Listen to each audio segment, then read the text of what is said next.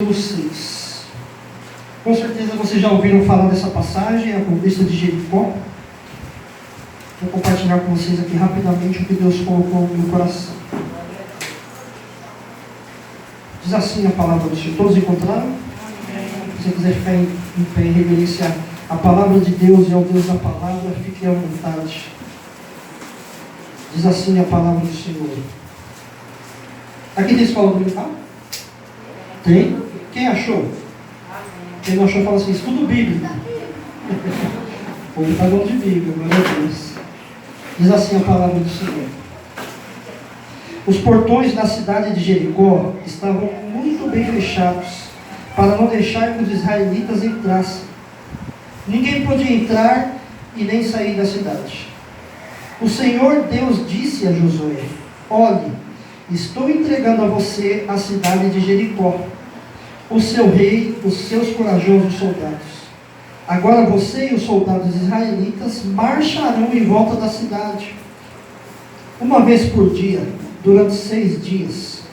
Na frente da arca da aliança irão 7 sacerdotes, cada um levando uma corneta de chifre de carneiro. No 7º dia, você e os soldados marcharão 7 vezes em volta da cidade, e os sacerdotes tocarão as cornetas. Quando eles derem um toque longo, todo o povo gritará bem alto. Então a muralha da cidade cairá, aí cada um avançará diretamente para a cidade. Até aí por enquanto, queridos, pode se assentar. Texto bastante conhecido de todos nós. Desde pequeno nós ouvimos falar sobre as muralhas de Jericó, sobre as 7 voltas, e etc e tal. Mas eu quero compartilhar com vocês aqui algo que Deus colocou no meu coração. Até chegarmos no capítulo 6 do livro de Josué, para que chegasse a conquista de Jericó, teve um começo lá atrás. Nós conhecemos toda a história, o povo vem sendo conduzido no deserto por Moisés. Chega a hora de Moisés morrer, e aí Josué é eleito para substituir Moisés. No capítulo 1, se nós formos ler o capítulo 1, você vai perceber que Deus chama Josué e fala assim: Moisés, meu servo, é morto, e a partir de agora é com você, Josué. Você que vai conduzir essa turma aqui. Esse povo tribuloso, murmurento, reclamão, agora está na sua mão. Ah, mas o povo era reclamão? Era. Tem gente que no meio do caminho fala assim: nossa, Moisés, lá no Egito tinha cebola para comer, você me traz para o deserto para passar fome. E o povo vivia a provisão de Deus todos os dias. A Bíblia relata que durante o dia havia uma nuvem fazendo sombra para o povo caminhar. Durante a noite havia uma coluna de fogo aquecendo e iluminando o caminho. A Bíblia relata que as roupas não se gastavam, os sapatos não acabavam. Eles viviam a provisão de Deus todos os dias, mas ainda assim murmuravam, reclamavam. E aí Moisés morre e chega a vez de Josué. Porém, muitas vezes, quando Deus nos chama para alguma obra específica, para algo específico em nossas vidas, nós temos o livre-arbítrio de dizer sim ou não. E Josué aqui, o que ele faz? Ele foi convocado, recebeu um chamado, ele se posiciona e aceita. Moisés não sabia o que viria pela frente. A história de Josué. A história de Josué é mais ou menos parecida com a minha história. Bem recente. Mas Josué cria no Deus que o chamou. Eu não sei como será, eu não sei o que eu vou fazer, mas se ele me chamou, ele se responsabiliza. E aí Josué vai lá e se posiciona no capítulo 1. No capítulo 2, chega a hora que Josué manda 2 espiões à cidade de Jericó. Os espiões vão até lá, observam a cidade. Do versículo 6 do capítulo 6, nós acabamos de ler aqui, diz que a cidade estava sitiada, ninguém entrava, ninguém saía. E esses 2 espiões conseguiram entrar lá. Logo foram percebidos e fizeram um pacto com a prostituta Raabe e conseguiram fugir de lá com a ajuda dela. Capítulo 1, Deus convoca Josué. Josué se posiciona. Capítulo 2, Josué envia os espiões. Josué mostra para o povo que ele não estava ali de brincadeira, que ele estava para seguir as ordens de Deus, mas tinha coisa que ele precisava fazer. E no capítulo 2 de Josué nos ensina que ele era um homem estrategista.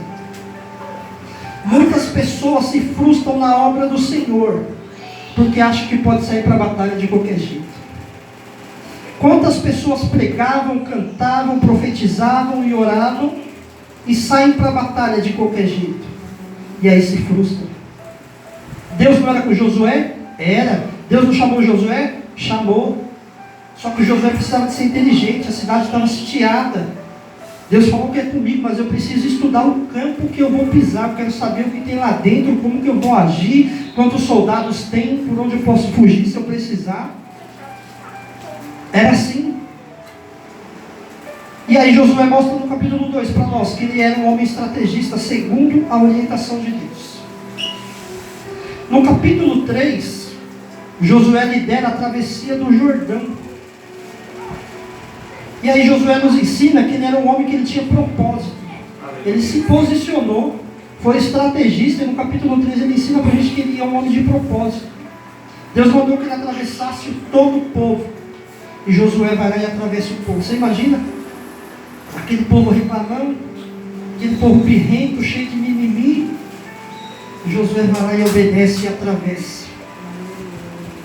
No capítulo 4, Josué levanta um memorial. Ele pede que junte 12 pedras representando as 12 tribos, para que todos soubessem que ali passou o povo de Deus. Eu acabei de falar agora há pouco aqui do meu avô, pastor Américo, missionária Tercília.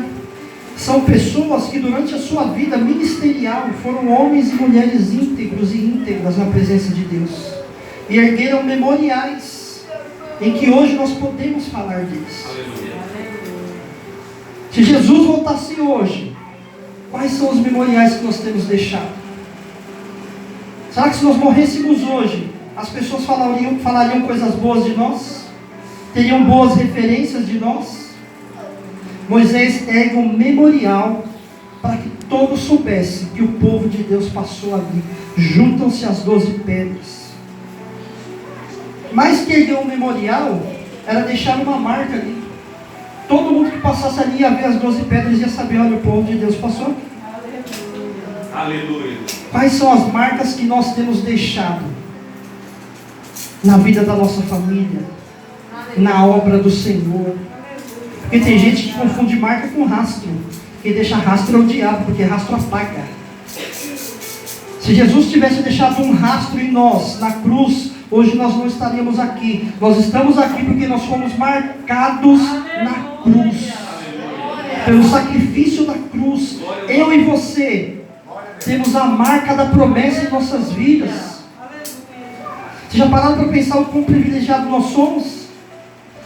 Naquela época, quem morria na cruz era maldito. Ele se fez maldito em nosso lugar, para que hoje nós pudéssemos ser livres. A marca está estampada em nós. Por isso que o diabo me odeia e te odeia, quer te derrubar todos os dias. Mas em Cristo eu e você somos mais que vencedores. Em nome de Jesus. No capítulo 5 chega a hora da circuncisão. A Bíblia relata que o povo andou muito tempo durante o deserto, só que passou-se essa fase e não fizeram uma nova circuncisão. Para que as muralhas caíssem lá na frente, era necessário fazer um ajuste no que estava desajustado. E se você ler esse capítulo aqui, o capítulo 5, você vai entender que o próprio povo é convocado a fazer as próprias facas para fazer a sua circuncisão. Josué manda, vai lá, pega a pedra, começa a molar, porque vocês precisam ser circuncidados. Eu vou abrir um parênteses aqui, para perguntar para você, como está a sua vida nessa noite? O que está fora do lugar que precisa ser ajustado nesta noite? E o engraçado, que agora eu posso falar que eu estou do lado de cá. Às vezes as pessoas nos procuram e falam assim, pastor, eu preciso de ajuda, eu preciso de resolver isso e aquilo outro. Aí você vai lá e orienta, fala assim, olha, faça isso, vá por esse caminho, faça aquilo outro, e as pessoas se revoltam. Não, mas vai doer, é ruim, eu não quero, não vou fazer. Agora você imagina se seria bom você fazer a própria faca, o próprio instrumento que ia te ferir. Já pararam para pensar nisso? Porém, era uma ferida momentânea. Haveria um tempo de cicatrização. No capítulo 5, é a hora de colocar o que estava fora do lugar no lugar. Precisava fazer a circuncisão. No capítulo 6, é chegada então a tão conhecida conquista de Jericó. Só que o interessante é que no capítulo 5, quando acaba a circuncisão, não fez a circuncisão e saiu. Fez-se a circuncisão e esperou o tempo da cura, para que saíssem saudáveis para a batalha. Quanta gente ferida achando que pode cuidar de outro ferido. Quantas pessoas se perdem no meio da caminhada, feridos, achando que pode cuidar de outros feridos. Não, respeite o tempo da restauração na sua vida. Há um tempo determinado para todas as coisas, e Eclesiastes vai dizer para a gente. Houve o tempo do ferimento, houve o tempo da circuncisão, mas houve o tempo da recuperação. Depois do tempo da recuperação, chegou a hora de avançar para a batalha. Respeite os tempos, os ciclos que precisam se cumprir na minha e na sua vida. E aí nós chegamos no capítulo 6. E aí vocês lendo aqui o capítulo 6 junto comigo, vocês entendem que Josué chama o povo e orienta. E aqui nós temos várias lições para aprender. E diz o seguinte: vocês vão dar 6 voltas durante 6 dias na muralha. Na minha Bíblia ela tem uma versão um pouquinho atualizada, mas tem algumas Bíblias que dizem assim: não saía palavra alguma da boca do povo. Sabe o que significa isso? Obediência. Agora entra na história comigo. Povo rebelde, reclamão, devia de ter criança no meio, devia ter tudo. Imagina só, não era essa multidão que está aqui hoje, era, sei lá, 1000 vezes mais. Dar voltas em silêncio em volta da muralha. Ó, vira para o irmão que está do seu lado, faz assim com ele, ó. É hora de ficar quietinho, porque na hora certa as muralhas vão cair na sua vida. Em nome de Jesus. E o povo deu a primeira volta, se recolhiam em silêncio. Deram a segunda volta, se recolhiam em silêncio. E você lê nesse capítulo 6, você entende exatamente o que eles precisavam fazer. Queridos, quando Deus te mandar fazer algo, quando Deus te orientar em um caminho, faça exatamente o que precisa ser feito, ainda que você não queira, ainda que você não entenda, mas se foi Deus que mandou você fazer, faça. Aleluia. Eu fico imaginando se eu fosse parte daquele povo reclamando. De repente chega o sucessor do cara que pôs supostamente numa enrascada e manda eu ficar em silêncio. Será que seria fácil? Imagina só. Aí o pastor chega aqui e fala assim: gente, nós vamos para uma excursão, o ônibus vai encostar aqui na frente da igreja, só que a gente vai em silêncio daqui lá. Sabe o que a gente conseguiria? Não consegue. O ser humano é feito de conversar, de falar. Talvez, né, eu vi o pessoal dando risada ali, talvez fosse uma excursão só de homens, sim, né? Tô brincando. Mas a gente não consegue, toda hora a gente fala com alguém fala com a gente, ou a gente produz algum som, mas a Bíblia relata que não saía som algum da boca deles. Por quê? Eles precisavam estar atentos ao toque da trombeta. Quantas vezes Deus nos pede para nos calarmos, para ouvir a voz dele? Porque a oração é um diálogo, não é um monólogo. Tem gente que ora, pede, questiona, e ainda fala assim: e aí Deus? E Deus fala: eu estou aqui, mas você não fica quieto, como que eu vou falar com você? Existe tempo de se calar, de ouvir a voz de Deus. E eu fico pensando, se aquele povo estivesse fazendo barulho, falando que não devia, você acha que eles iriam escutar o toque da trombeta? Ia perder a chance de ser vitorioso. Você entende, queridos, que há momento que você precisa se calar? Há momentos que você precisa obedecer o que Deus está falando, ainda que doa, ainda que fira, mas será momentâneo. Você tem que pensar que o que Deus tem para mim, para você, é muito maior do que isso que você estamos vivendo agora. O apóstolo Paulo vai dizer o seguinte: porque essa leve e momentânea tribulação produz para nós um peso de glória eterno. A pandemia, a redução do salário, o preço do combustível, o preço do gás, é uma leve e momentânea tribulação. Você consegue imaginar o peso de glória que está por vir na minha e na sua vida, se nós permanecermos fiel na presença do Senhor? E o povo em silêncio, da segunda volta, da terceira, da quarta, da quinta. E Josué falou o seguinte: quando vocês ouvirem, não é qualquer toque. Presta atenção nisso, queridos. Muitas vezes Deus fala algumas coisas para nós, e nós nos confundimos com o que Ele falou. Josué diz o seguinte: se vocês vão ouvir um toque longo de uma corneta de chifre de carneiro, não é qualquer corneta, o toque vai ser longo. Pode ser que no meio da confusão tinham outros toques lá mais curtos, mas o povo estava em silêncio, atento exatamente ao toque longo. Quando a corneta toca, que foi o toque longo, o povo, opa, é agora. Lembra que eu falei para vocês que falassem para o irmão, ó, tempo de ficar quieto? Chegou a hora de gritar e a muralha caiu. Talvez você entrou aqui nessa noite com muitos problemas, com muitas situações para resolver. Talvez essa noite seja tempo de calar, mas vai chegar a hora que você vai ter que abrir sua boca para gritar, e essa muralha que está na sua vida, na sua casa, no seu emprego, no seu casamento, onde quer que ela esteja, ela vai cair em nome de Jesus. Nós servimos um Deus vivo e verdadeiro. E aí as muralhas caem. E uma coisa que eu acho interessantíssima nesse texto, que é o que fez cair as muralhas, não foi o grito do povo. A gente gritando, o máximo que a gente consegue quebrar uma taça, né? A gente vê por aí na televisão, olha lá, né? Tem que ser bem mais agudo que minha voz. É o máximo que a gente consegue quebrar. Deus está mostrando para o povo o seguinte: Ele está dizendo para nós nessa noite: eu não preciso de vocês para fazer nada, mas eu quero ter vocês comigo, participando da vitória.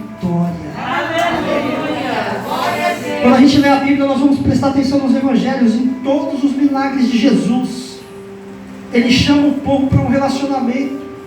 Morre Lázaro, Jesus chega e fala: tira a pedra. Ou seja, eu quero que vocês participem comigo. Se ele era poderoso para mandar o morto ressuscitar, ele podia falar: pedra, sai daí, vai para lá. Poderia ou não? Jesus chega no casamento, acabou o vinho. O que ele faz? Vão lá e encham as talhas. Um homem que é poderoso para transformar água em vinho, não era mais fácil ele falar assim: ó, encham-se talhas e transformem-se em vinho. Mas a todo momento ele nos mostra que ele tem um relacionamento íntimo conosco. Ele é poderoso para ele fazer o que ele quiser, mas ele conta comigo e com você. Esses dias a minha esposa estava falando, a gente deu uma descansada no litoral e a gente estava olhando a paisagem, aquela coisa linda, e ela falou assim: como Deus é incrível, Ele não usa nada disso, Ele não precisa de nada disso, e mesmo sabendo de como nós somos ingratos, reclamões, Ele fez tudo isso e deixou para nós usufruirmos. Olha que amor! Tudo que nós temos aqui, Ele não usa nada disso aqui, isso aqui vai perecer. Mas Ele falou: eu vou deixar para o meu filho, mesmo ele sendo reclamando, mesmo ele sendo inconstante, eu vou deixar para ele, porque eu amo. Aleluia. Não porque pelo que Ele pode me dar, eu amo porque eu sou o próprio amor. Aleluia. Coisa linda. E as muralhas caem porque o povo foi obediente, porque Josué decidiu aceitar.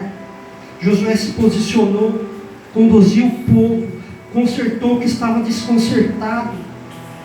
Por isso as muralhas caíram. Se ele tivesse deixado de cumprir qualquer parte do plano, com certeza as muralhas não iriam cair. Ah, eu vou circuncidar, mas eu não quero atravessar o Jordão. Ah, Eu vou circuncidar, mas o povo não vai ficar em silêncio, vai falar. Muitas vezes Deus nos entrega coisas, Deus nos direciona caminhos. E parece que as coisas dão erradas. E nós queremos questionar Deus, falar: Deus, mas o Senhor falou que era para mim ir por aqui. O Senhor falou que era para mim fazer isso. Era para mim fazer aquilo, mas não está dando certo. O que aconteceu, Deus? Será que nós temos feito exatamente o que Deus pediu para nós fazermos? Porque nós temos a mania, Rogério, de ouvir o que Deus nos entregou, nos orientou e falar: não, beleza, Deus, entendi, mas eu vou te dar essa ajudinha aqui, ó. Quando você coloca a mão em qualquer coisa, Deus tira dele, querido, e aí acabou, dá errado mesmo. Portanto, se Deus te disse alguma coisa, se Deus te chamou para alguma coisa, siga fielmente, porque o que parece que está fora do lugar agora, na hora certa você vai entender que era propósito dele na sua vida. Aleluia. E no final tudo vai se ajeitar, porque eu e você temos a visão limitada, nós enxergamos o máximo do outro lado da rua. Deus está lá de cima, no alto e sublime trono, enxergando todas as coisas. A palavra vai dizer que os olhos de Deus estão como chamas de fogo em todos os lugares. Ele conhece o nosso futuro, Ele conhece o nosso presente, Ele já sabe o que vai acontecer daqui 5 minutos, 2 segundos, Ele já sabe da nossa vida. E por que nós andamos ansiosos? Com tantas preocupações, com tantos questionamentos. Não passamos 2 anos de pandemia, não estamos aqui vivos para a glória do nome do Senhor Jesus. A gente que entrou em desespero: e agora eu vou morrer, e agora, querido? Quem morre de véspera é só o peru no Natal, né? O Senhor Jesus, Deus tem os nossos dias contados. Você não vai morrer nem antes, nem depois do dia que Ele determinou para mim e para você. Seja de Covid, seja de pressão alta, você pode cair duro. Chegar seu dia, Ele vai te chamar e acabou. Não se preocupe, não andeis ansiosos por coisa alguma. Aleluia. Deus continua no mesmo lugar, Ele está no controle de todas as coisas. Voltando aqui para a palavra. Nesses 6 capítulos nós podemos tirar diversas lições, diversas. Mas eu vim aqui hoje falar com vocês sobre 3 atitudes ou 3 segredos para que as muralhas caiam na sua vida. O primeiro é a obediência. Josué foi ou não obediente? O segundo é constância. Tem gente, queridos, posso falar? Que é o seguinte: vem para a igreja a cada 15 dias, ou só vem na ceia e depois desaparece. Aí vê o irmão sendo abençoado, prosperado, sendo usado, quer ser igual. Não é constante, mas quer ter a vida que o constante tem, quer ter as bênçãos que o constante tem. Aí a Bíblia vai dizer o seguinte: sejam firmes e constantes. Aí nós vamos para o Salmo 91, diz o seguinte: aquele que habita no esconderijo do Altíssimo, aleluia, a sombra do Onipotente você vai descansar. Mas você precisa habitar. Tem gente que só vem de passagem, passa e quer descansar na sombra. Não tem como, querido. Você precisa habitar na casa do Senhor. Você precisa ser constante no que Deus tem entregado na sua mão. Seja pregar, seja tocar, seja ministrar, seja limpar a igreja. Seja constante. O seu trabalho não é vão no Senhor. Antes do pastor Marcos e da pastora Sara chamarem vocês, Deus já tinha chamado muito antes. Ele só revelou para eles quem seriam. A obra é do Senhor. O chamado é dele na sua vida. Honre. Qual tem sido a sua posição diante da dificuldade? Hoje eu não vou porque está chovendo muito. A igreja aqui não é descoberta, né? Tem teto. Mas a lama vai sujar meu carro. Mas vamos lavar rápido depois. Seja constante na obra do Senhor, porque a recompensa dele vem. Mas não faça esperando a recompensa. E aí tem um hino que diz: se Deus fizer, Ele é Deus. Se não fizer, continua sendo Deus. Se a porta abrir, é Deus. Se não abrir, é Deus. Se a doença vier, é Deus. Se eu for curado, é Deus. Se eu não for, é Deus do mesmo jeito. Bobeira nossa achar que Deus vai ficar preocupado se a gente quiser fazer birra. Ele continua lá, sentado no alto e sublime trono, sendo adorado 24 horas por dia. Santo, santo, santo, santo. Aleluia. E a terceira lição que eu quero compartilhar com vocês nessa noite é a paciência. Como é difícil ser paciente. Como é difícil. Tem gente que todos os dias testa o nosso 70 vezes 7, né, Rogério? Ou é no trabalho, ou é na família, ou é na vizinhança, ou é na fila do banco. Mas nós precisamos ser pacientes. Precisamos buscar no Senhor. Precisamos viver o Salmo 40. Esperei com paciência no Senhor e Ele ouviu o meu clamor. Nosso problema é que a gente quer as coisas para ontem.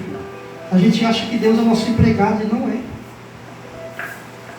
Nós precisamos ter obediência, precisamos ser constantes e precisamos ser pacientes na obra do Senhor. Aleluia. Para que você veja a muralha cair na sua vida em nome de Jesus. Aleluia. Com a permissão dos pastores, eu queria pedir para que você ficasse em pé. Vou fazer uma oração por você. Queria chamar a permissão também o pessoal do louvor.